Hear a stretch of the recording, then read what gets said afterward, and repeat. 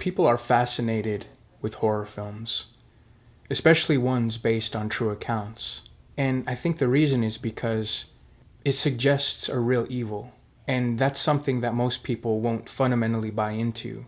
Yet, when these films are made, it forces them to question those fundamentals. And that, in itself, is the scariest thing. First of all, let's talk about how this film was made and how those factors contributed to its success. The biggest factor of a successful film is going to be the budget and its earned profit. Now, really, you can have two ways of handling it. Either you make a huge blockbuster with a very, very high budget,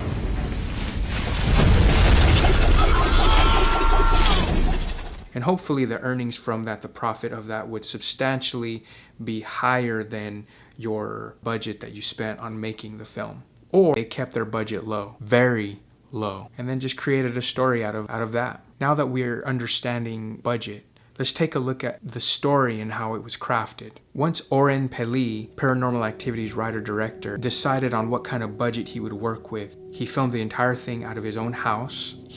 Another really successful tactic that Oren used was the power of suggestion.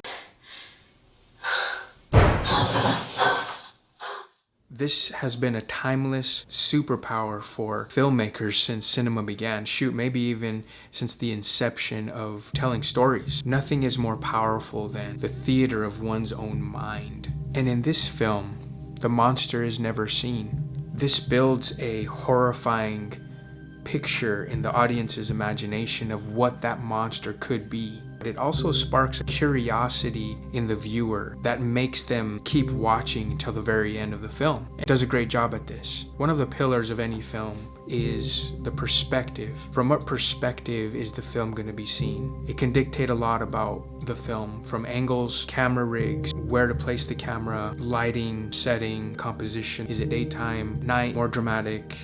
Those kind of things are all dictated by the perspective, or from what perspective we're viewing the situation. In this case, the film is being shown through the perspective of Mika, the boyfriend. The film starts with him turning on his brand new camera that he just bought, and for the purposes of investigating seemingly paranormal activity happening around the house. Technically speaking, this meant that resources didn't have to be spent on big, major setups.